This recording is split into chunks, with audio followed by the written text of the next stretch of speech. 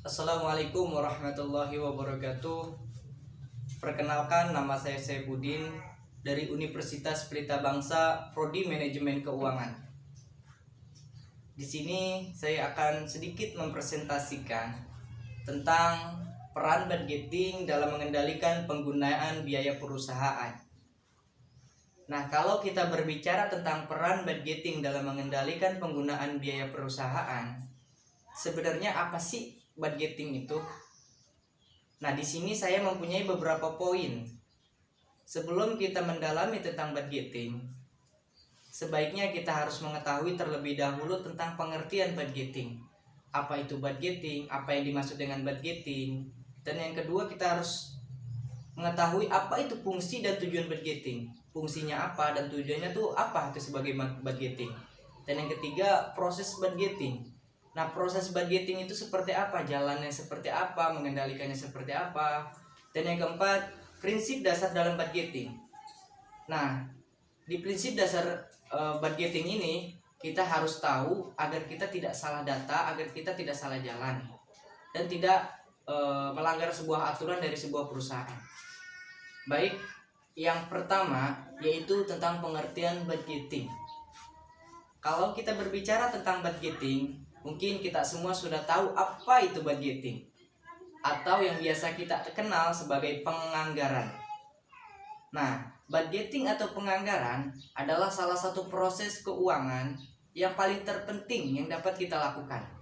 Namun, jika kita tidak pernah hidup dengan anggaran atau belum pernah merasakan semua manfaat yang ditawarkan penganggaran, mungkin kita akan bertanya-tanya, mengapa ini merupakan aspek terpenting dalam pengelolaan keuangan? Ya. Mengapa menjadi aspek terpenting dalam keuangan pribadi atau bisnis kita? Nah, jadi budgeting itu singkatnya begini. Singkatnya budgeting itu sangat terpenting karena membantu kita mengontrol pengeluaran, melacak pengeluaran, dan menghemat lebih banyak uang. Nah, selain itu, budgeting adalah proses yang membantu kita membuat keputusan keuangan yang lebih baik dan mempersiapkan diri untuk keadaan darurat, keluar dari hutang, dan tetap fokus pada tujuan keuangan jangka panjang kita. Nah, selanjutnya yaitu tentang fungsi dan tujuan budgeting dalam mengendalikan penggunaan biaya perusahaan. Nah, sebelum kita melakukan dan mendalami sebuah budgeting, kita harus tahu dulu fungsinya. Nah, fungsi dan tujuan budgeting dalam mengendalikan penggunaan biaya perusahaan seperti yang disebutkan dalam tema tadi, bahwa fungsinya adalah untuk memastikan kontrol yang efektif atas kas.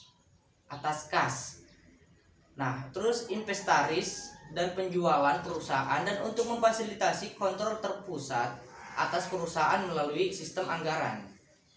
Itu yang pertama. Dan yang kedua, menentukan komposisi permodalan untuk memastikan ketersediaan dana dengan biaya yang wajar.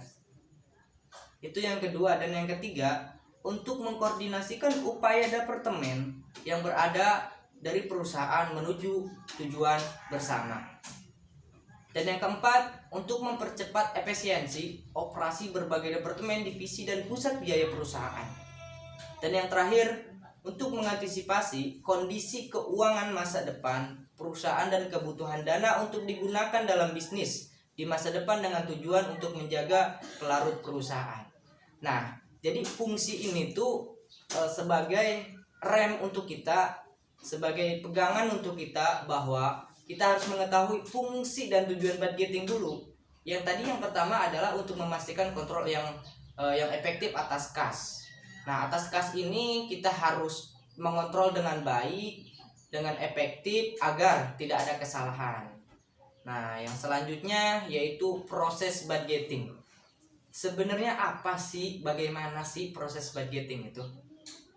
Nah, proses budgeting di sini adalah biasanya dimulai ketika manajer menerima perkiraan manajemen puncak dan tujuan proyek pemasaran untuk tahun yang akan datang. Nah, bersama dengan tabel waktu yang menyatakan kapan anggaran harus diselesaikan, perkiraan dan tujuan yang diberikan oleh manajemen puncak merupakan pedoman di mana anggaran departemen disiapkan. Nah, jadi proses budgeting biasanya dimulai ketika manajer menerima perkiraan manajemen puncak dan tujuan proyek pemasaran untuk tahun yang akan datang. Nah, jadi tahun yang akan datang ketika kita melakukan atau manajemen melakukan tujuan proyek pemasaran untuk tahun yang akan datang. Nah, kita harus mempersiapkan semuanya. Dan di sini ada prinsip dasar dalam budgeting. Sebelum kita mengetahui apa itu budgeting, kita harus mengetahui terlebih dahulu prinsip dasar dalam budgeting.